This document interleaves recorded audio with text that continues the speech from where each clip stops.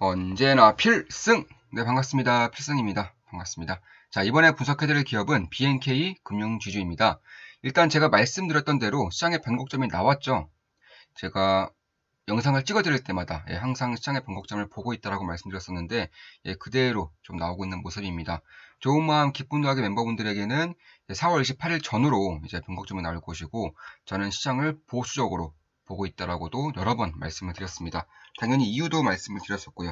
그런 것들이 좀 그대로 나오면서 이제 제가 지금 주목하고 있는 부분은 이 시장이 하락함에도 불구하고 그러니까 공매도 세력이 뭐 날뛰든 말든 뭐 시장이 하락하든 말든 상관없이 꾸준히 실적을 성장시킬 수 있는 기업, 무엇보다도 굉장히 저평가되어 있어야지만 시장이 하락함에도 불구하고 그 하락 기미를 이제 이겨내면서 상승 추세를 이어갈 수 있는 기업이 될 수 있는 겁니다. 그러니까 저는 저평가 기업이면서도 이제 성장성 그리고 기업의 실적이 굉장히 견고하게 나올 수 있는 기업 위주로 좀 보고 있습니다.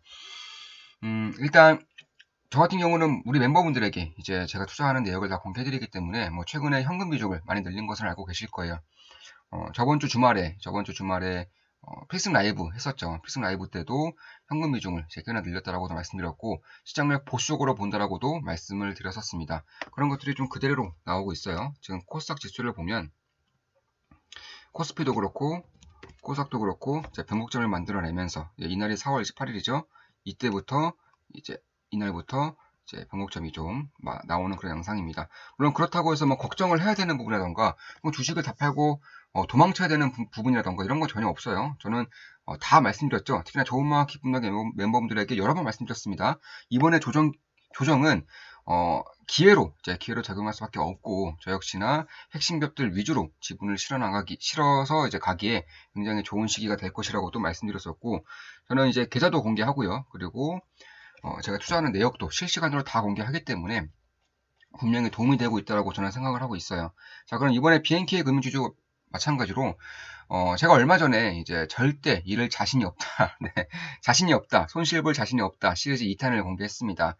그것과 좀 일맥상통하는 것 같아요. BNK 금융지주도 지금 재무제표를 간단하게 좀 본다고 하더라도 이 말도 안 되는 저평가인 건 맞아요. 지금 보시면 시가총액이 2조 4천억 정도 됩니다. 한 2조 5천억이라고 할게요. 시가총액이 2조 5천억이라고 보더라도 지금 보시면 이제 당기순이익이 이제 한 6,600억 정도 올해 기준입니다. 그리고 영업이익은 9천억 정도 나올 것이라고 예상이 되고 있는데 실적은 생각보다 훨씬 잘 나왔어요. 네, 훨씬 잘 나왔기 때문에 뭐 충분히 가능한 그런 수치라고 보고 있습니다. 올해 1분기에 실적이 2천억 이상 나왔습니다.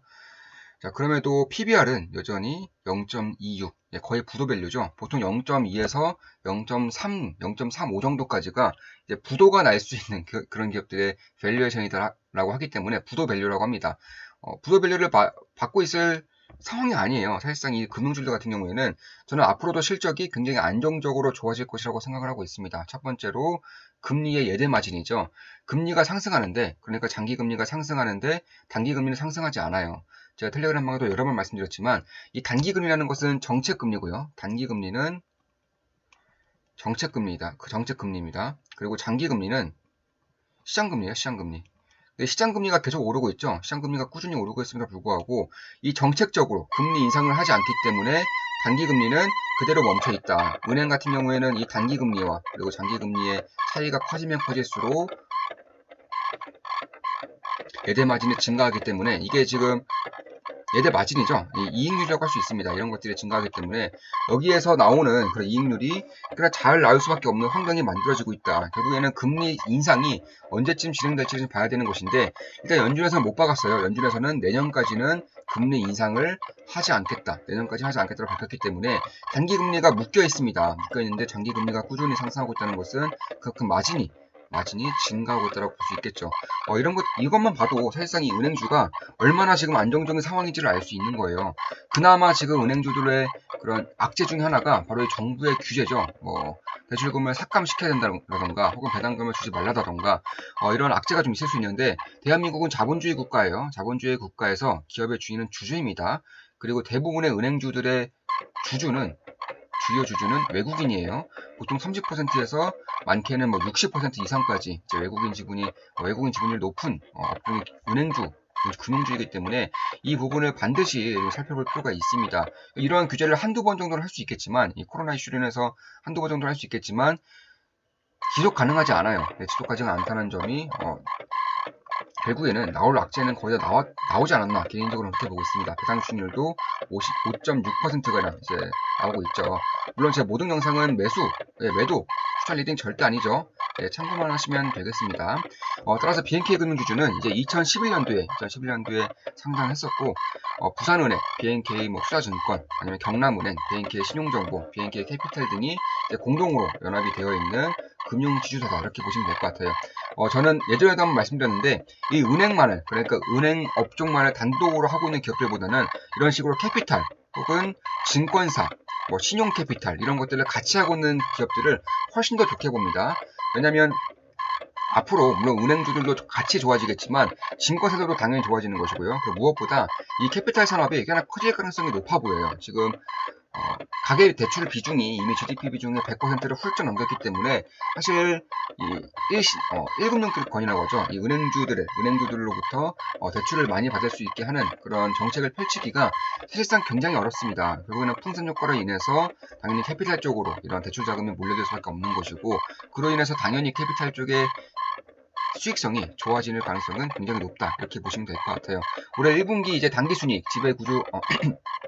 지배 단기순이익 기준으로 대략 한 1927억 원을 냈어요. 올해 1분기 실적입니다. BNK 금융주주 실적이고, 이게 컨센서스가 1770억이었어요.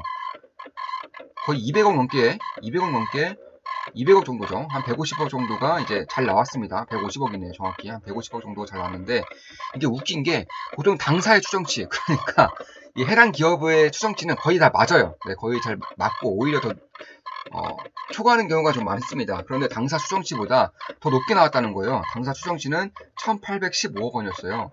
이것보다도 100억 원이 더 높게 나왔죠. 그만큼 상황이 엄청나게 좋다는 겁니다. 대부분의 이제 시장에 보고 있는 것보다는 당연히 더 좋은 것이고, 당사에서 추정하는 것보다도 오히려 지금 실제 상황이 더욱더 좋다는 것을 알 수가 있는 겁니다. 지금 컴퓨터에서 약간 좀 소리가 나고 있는데 네, 양해 말씀도 부탁드리겠습니다. 거의 이제 한 24시간 중에서 23시간 정도를 켜놓다 보니까 좀 요즘에 좀 이런 현상이 좀 나타나고 있는 것 같아요. 올해 3번 정도 수리를 맡겼음에도 여전히 이런 현상이 나타나고 있습니다. 이번 변곡점이 좀 지나고 좀 시간이 좀 여유로워지면 이제 그때 수리를 한 번 더 하거나 아니면 아예 컴퓨터를 새로 장만할 계획입니다. 네, 그때까지만 좀 양해의 말씀 부탁드립니다. 죄송합니다. 자, 여기서 이제 실적이 굉장히 좋게 나온 것은 사실이고, 사실상 이 실적이 어떤 식으로 좋게 나왔는지도 좀 볼 필요가 있어요. 제가 굉장히 좋게 보는 것 중에 하나가 이 은행권, 그러니까 은행에서의 수익뿐만 아니라 비은행에서의 수익이 압도적으로 증가했다는 겁니다. 이런 것이 굉장히 좀 좋게 나타날 수가 있는 것인데, 그만큼 실적 성장이 굉장히 견조하다는 거예요. 한쪽이 이제 멱살을 끌고 잡아 올리는 것이 아니라 동생, 아우, 자식 할 거 없이 전부 다 잘해주고 있는 거예요. 전부 다 사업을 잘해주고 있는 것이고, 전부 다 성장성을 내고 있는 겁니다. BNK 투자증권 같은 경우에도 대략 한 전년 동기에 대비해서 BNK 투자증권도 70% 이상 이제 매출이 성장했고요. 저축은행 같은 경우에도 대략 한 26% 성장을 했습니다. 이런 상황이기 때문에 사실상 이 은행도 무조건 좋죠. 은행도 이 예대 마진율이 높아지고 있고요. 특히나 이 부울경, 경남권에서의 그런 부동산 분양이 역대급으로 잘 나오고 있기 때문에 이런 부분에 대한 대출 증가도 역시나 같이 이루어지고 있다는 점. 그리고 장기적으로 본다면은 이 경상도 쪽에 몰려있는 것들이 있죠. 대한민국의 시크릿컬 산업이 경상도 쪽에 굉장히 많이 몰려있습니다. 조선, 철강, 자동차, 화학 이런 것들이 정유도 마찬가지고요. 이런 것들이 다 몰려있는데 이쪽 산업에 지금 전부 다 좋아요. 하나도 빠짐없이 전부 다 좋습니다. 그런 것을 봤을 때에도 결국 이 지역에 이제 경기와 굉장히 밀접한 관련이 있는 BNK 금융주주라던가 혹은 DGB 금융주주, JB 금융주주 이런 것들 같은 경우에도 실적이 장기적으로도 굉장히 좀 견조하게 상승할 수 있다. 이런 것들을 좀 볼 필요가 있지 않나 개인적으로는 그렇게 보고 있습니다. 결국에는 전체 단기순이익 가운데서도 비은행 부분에 차지하는 비중이 이제 작년도 1분기에는 16.5%였어요. 비은행 부분에 차지하는 비중이 16.5%였는데 올해 단기순이익 기준으로는 32.9%까지 이제 성장을 했습니다. 그만큼 굉장히 안정적이고 견조한 성장이 이제 이루어지고 있다는 것을 좀 볼 필요가 있는 거예요. 따라서 금융 환경이 굉장히 어려웠다가 다시금 좋아지는 시기에 이제 있는 것이고, 회사에서 밝혔어요. 회사에서 어떻게 밝혔느냐. 이 비은행 부문 중심으로 이제 강화를 더 시켜나갈 것이고 굉장히 견조하고 안정적인 성장을 지속적으로 추진해 나가겠다고 밝혔고 무엇보다 주주로서 좀 주목해야 되는 부분이 지금도 배당 수익률이 좋아요. 지금도 5.5%가량 대략한 배당 수익률이 5.5%예요. 굉장히 높죠.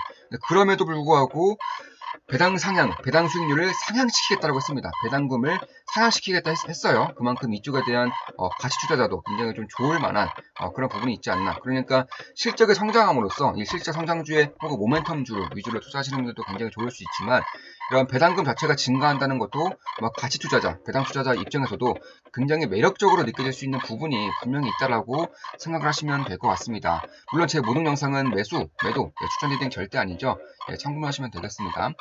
따라서 이러한 경상도 쪽, 그러니까 경남 쪽에 1등 은행인 만큼 이 철강, 조선, 자동차, 정유, 화학 전부 다 좋고요. 특히나 가끔가다 이 지방 은행주들을 안 좋게 보시는 분들의 대부분의 의견이 경기는 좋은 걸 인정하는데 이것에 지속 가능성이 있느냐 이것에 대한 의문점을 가지고 있어요. 저는 지속 가능성이 분명히 있다고 보고 있습니다. 앞으로 이런 시크릿컬 산업들이 굉장히 좀 안 좋아진다면 저는 여지없이 지분을 굉장히 많이 실을 거예요. 굉장히 많은 자금을 투자함으로써 추후에 막대한 수익을 또 낼 겁니다. 그런 것을 봤을 때에도 사실 좀 괜찮은 부분이 있죠. 실제로 저는 여전히 좀 가지고 있는 기업 중에 하나가 바로 포스코죠. 포스코 주가 수익률 좋습니다. 굉장히 크게 수익을 내고 있고 현대미포소설 이것도 얼마 전에 제가 분석을 좀 해드렸죠. 60% 이상 이제 수익 보고 있는 이제 계좌 수익률을 인증을 했습니다. 그래서 현대미포소설도 여전히 가지고 있어요. 저는 이러한 이제 시크릿컬 산업의 대표주들이 앞으로도 계속적으로 갈 수 있을 것이라고 보고 있습니다. 포스코, 현대미포소설, 현대차 같은 경우가 사실상 최근에 주가가 좀 안 좋죠. 좀 의구심을 가지고 있는 그런 의견 중에 하나가 자동차가 살아나지 않을 것 같다 이런 의구심을 가지고 계신 분들이 있어요. 왜냐하면 자동차 반도체가 수급이 앞으로 장기적으로 딸릴 수 있기 때문이다. 이러한 의구심을 가지고 있는 분들이 있는데 자동차 반도체의 수급이 왜 딸리는 거죠? 이것을 좀 생각해 볼 필요가 있어요. 함의하는 것을 좀 볼 필요가 있다는 겁니다. 자, 자동차의 반도체가 수급이 왜 딸립니까? 왜 딸리는 거죠? 가장 중요한 거, 가장 핵심적인 이유는 자동차 수요가 증가했기 때문이에요. 자동차 수요가. 산업이 좋다는 겁니다. 산업이 안 좋으면 이 공급이 딸릴 리가 없어요. 항상 공급 과잉이에요. 산업이 안 좋을 땐 공급 과잉이다가 산업이 좋아지면은 이제 공급 부족으로 나타나는 것이기 때문에 지금은 산업이 좋다는 것을 그대로 반증하고 있는 겁니다. 특히 자동차에 대한 인센티브율을 현대차 같은 경우에도 대략 한 12% 이상 줄였습니다. 인센티브율을 줄였다는 것 자체가 판매가 굉장히 잘 되고 있다는 거죠.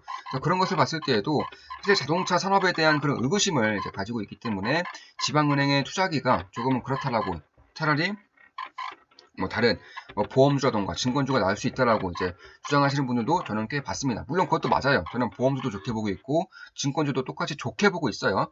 다만 BNK 금융주주 역시나 꽤나 매력적일 수 있다 이렇게 개인적으로 생각하고 있는 것이고 저는 그렇게 생각하기 때문에 이렇게 좀 분석을 해드리고 있는 겁니다.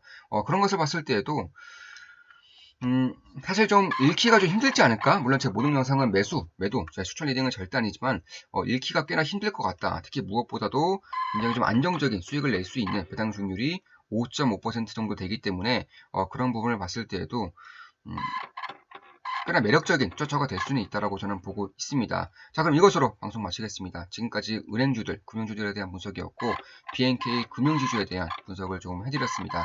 앞으로도 좋은 분석, 좋은 기업 분석으로 찾아뵙겠습니다. 다들 아시죠? 좋아요, 댓글, 구독, 족댓구, 족댓구시면 감사하겠습니다. 필승이었습니다. 필승!